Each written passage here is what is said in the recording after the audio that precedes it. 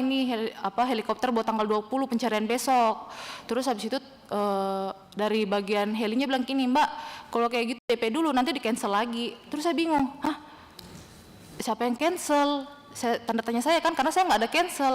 Tapi nanti di cancel lagi. Akhirnya saya di situ saya mentransfer uang untuk heli untuk tanggal 20. Setelah tanggal 20 saya ikut pencarian.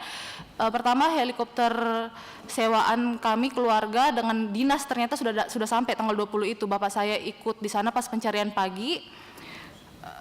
Terus setelah itu pencarian saya kurang tahu, itu nanti mungkin dijelaskan Bapak saya untuk tanggal 20-nya itu. Setelah itu sorenya heli kembali. Karena heli kembali, saya kan sebagai istri saya merasa belum puas, jadi dan waktu itu masih sekitar jam 4, jadi saya bilang ini heli masih bisa putar sekali lagi enggak? Kalau masih bisa putar sekali lagi saya yang lihat sendiri, saya mau cari. Terus habis itu akhirnya heli di ACC, pergilah sore itu saya ikut pencarian sekali lagi, tapi ternyata tidak tembus karena di wilayah sana sudah mendung, sudah gelap, jadi helikopter terpaksa kembali lagi. Selanjutnya karena malam harinya itu saya dapat telepon dari Pak Kapolres. Terus Pak Kapolres menyambungkan telepon itu ke Pak Kanit Resmob, Pak Roland Manggaprau. Di situ Pak Roland menceritakan Ibu kejadiannya itu pertama saya adalah orang yang menyeberang berenang, diikuti berapa anggota, cuman saya merasa arus kencang, makanya saya sudah kasih kode silang-silang, dan orang bapak yang berada di sisi suami saya yang berada di sisi sungai itu, mereka sudah kasih kode oke untuk tidak menyeberang. Keterangan Pak Roland, dia masuk bersama anggota yang sudah berhasil menyeberang, mereka masuk ke dalam hutan sekitar 20 meter. Di situ dia dengar kalau ada suara dari sungai, arah sungai, teriakan 2 kali. Akhirnya mereka ini lari kembali ke arah sungai. Pas mereka kembali ke arah sungai, ternyata Pak Roland bilang dia melihat suami saya berdiri di satu tandusan yang airnya setinggi lutut. Setelah itu suami saya terduduk, tersapu air, dia sempat lihat tangan suami saya sekali panggil begini. Masih ada sekali, habis itu hilang. Di situ penjelasan Pak Roland, dia mau menolong suami saya, dia mau berenang ke arah sana, tapi katanya mukanya tertumbuk kayu yang buat Pak Roland pusing, jadi tidak sampai ke titik suami saya yang lihat mereka tandusan 11 kaki itu. Setelah itu karena saya tidak percaya dengan begitu saja dengan apa yang disampaikan, tanggal 21 saya telepon anggota yang memang ada juga satu tim bersama suami saya. Saya telepon, saya tanya, Gideon, bagaimana cerita kronologi sebenarnya? Apa yang terjadi sama Bapak sebenarnya?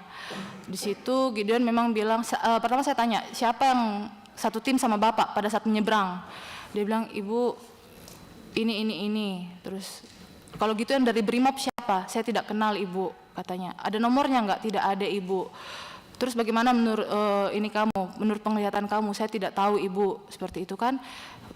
Terus dia bilang, Ibu kalau untuk kronologi mungkin Ibu bisa tanya ke Pak Roland, karena Pak Roland yang Pak Kanit katanya kan, Pak Kanit, karena Pak Kanit yang waktu itu lihat. Terus saya bilang, tapi saya mau tahu versi kamu. Terus dia bilang, saya tidak berani Ibu. Itu menjadi tanda tanya kepada saya pada saat itu. Akhirnya saya mematikan telepon, terus saya tanda tanya ke saya, kenapa anggota tidak berani berbicara? Itu satu tanda tanya saya. Terus selanjutnya tanggal 22 Desember saya mau ikut pencarian suami saya. Itu di bandara, saya diantar Ibu Kapolres dan Ibu Waka.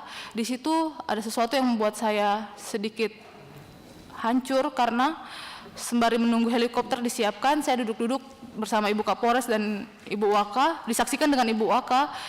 Ibu Kapolres menyatakan seperti ini, iya Dek, Abang sama Mbak kira Tommy cuma ngeprank, karena kan Tommy suka bercanda sama Abang, katanya kan. Jadi Abang kira pas diinformasikan itu Tommy cuma ngeprank, makanya Abang santai-santai aja. Tapi sampai malam ternyata Tommy nggak ketemu. Baru Abang panik. Itu penyampaian dan disaksikan oleh Ibu Wakapolres. Setelah itu saya mendengar itu, saya langsung berdiri, saya keluar.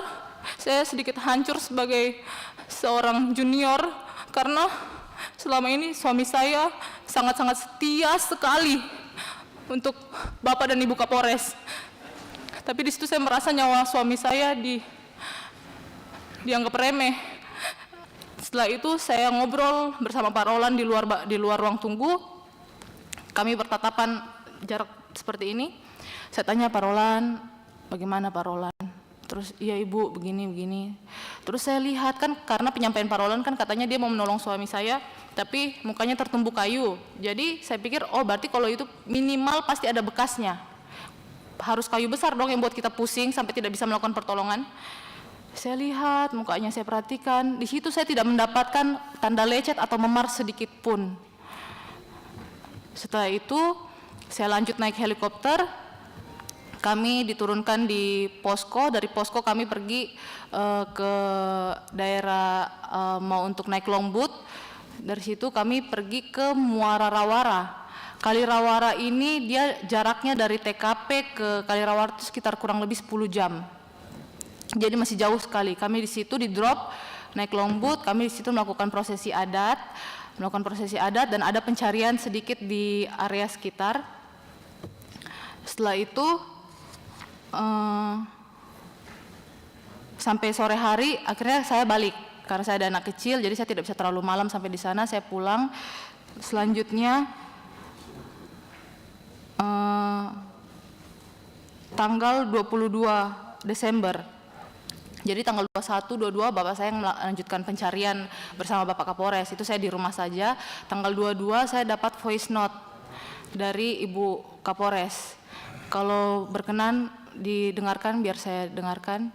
Di situ pernyataan dari Bapak Kapolres menyampaikan bahwasannya mereka yang ada di TKP itu hampir disanggung oleh KKB.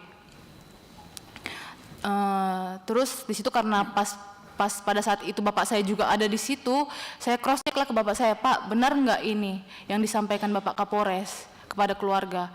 Di situ Bapak saya bilang ini, oh tidak, itu tuh cuman penglihatan spiritual, cuman penglihatan paranormal. Tapi itu yang disampaikan ke keluarga. Kalau berkenan saya mau dengarkan. Ya silakan Bu.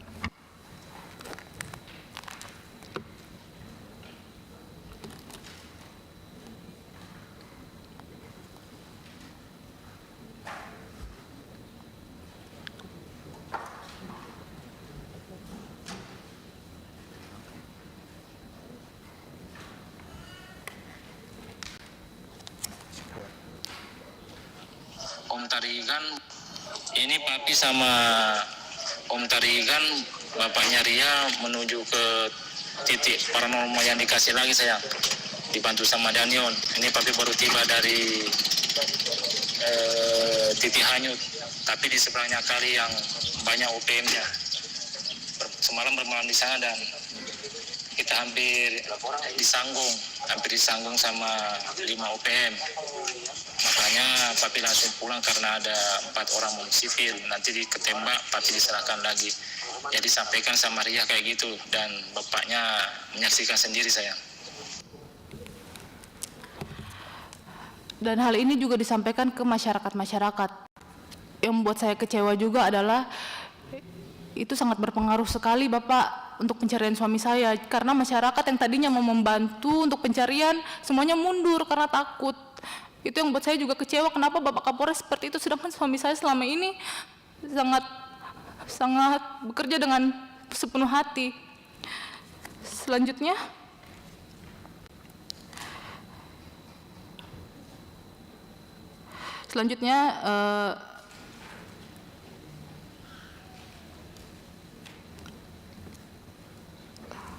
oh ya tanggal 23 itu yang saya ikut pencarian itu sudah tidak ada lagi, belum pernah lagi saya ikut pencarian sampai pencarian itu berakhir.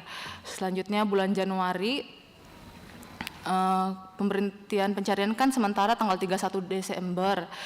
Kapolres menjanjikan kepada pihak keluarga akan ada pencarian tahap 2. Terus keluarga kami menunggulah akhirnya kan. Pada saat itu Pak Kapolres bilang nanti ya Dek ini habis paparan nanti ada informasinya kami sampaikan, tapi ternyata hasil paparan juga tidak disampaikan kepada keluarga. Terus saya tanya ke Bapak Kapolres, Pak kira-kira bagaimana pencarian tahap selanjutnya? Di situ Pak Kapolres bilang, "Dek, nanti tunggu sprint dari Kapolda." Selanjutnya saya sempat akhirnya menchat Bapak Kapolda, "Izin Bapak, saya mau bertanya soal kelanjutan pencarian suami saya. Soalnya di sini Bapak Kapolres mengatakan menunggu sprint dari Bapak."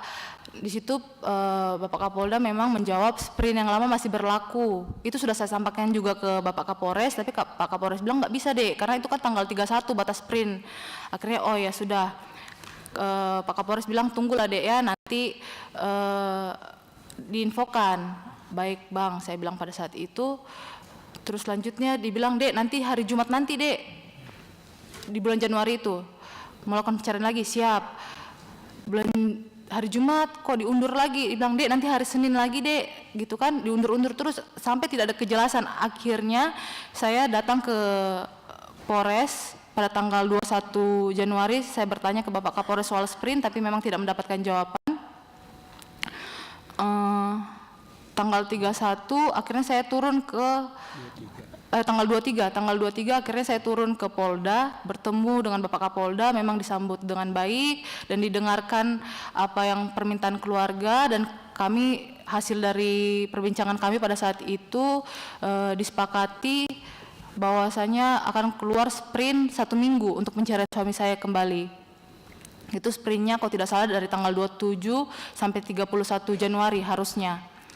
Setelah itu Bapak Kapolda juga sempat menyampaikan kalau sesuai aturan itu kalau misalnya suami saya hilang, benar-benar hilang tanpa jejak, tidak ada kejelasan lagi, nanti penetapan statusnya itu tanggal 19 Desember 2025. Saya sempat tanya, "Statusnya apa ya Pak kalau seperti itu?" Dibilang hilang dalam tugas. Tapi kan kalau seperti itu, saya kan punya anak kecil. Kalau hilang dalam tugas saja seperti itu, mana? Saya harus jelasin apa? Kalau mau bilang suami saya udah almarhum, mana? Saya mau tunjukin ke anak saya makam bapaknya, gimana? Tidak ada kejelasan kan? Kalau cuman dari dinas menyatakan hilang dalam tugas seperti itu. Makanya saya waktu itu memang saya sempat mohon kepada Bapak Kapolda, "Tolong Pak, keluarkan sprint karena anak saya butuh kejelasan. Kalau misalnya ternyata suami saya masih hidup dan dia lagi bertahan di hutan bagaimana?" Karena selama 2 minggu itu helikopter bolak-balik tidak ada tanda-tanda jasad atau mungkin potongan baju atau potongan tubuh, karena kan kita berpikir secara rasional, kalau orang tenggelam itu minimal 4 hari pasti ngambang, apalagi kalau 2 minggu pasti sudah potongan tubuh pasti sudah naik. Tapi selama 2 minggu bapak saya mereka lewat helikopter, lewat udara bolak-balik itu tidak menemukan tanda-tanda adanya jasad atau potongan tubuh. Itu yang membuat saya, bagaimana kalau misalnya suami saya ternyata terdampar dan dia sekarang lagi berusaha bertahan hidup karena tidak ada pencarian sampai sekarang di TKP. Bagaimana kalau seperti itu? Terus setelah itu mungkin untuk nanti pencarian tahap 2 bisa dijelaskan sama bapak saya karena bapak saya yang ikut serta di dalam pencarian tersebut. Terus yang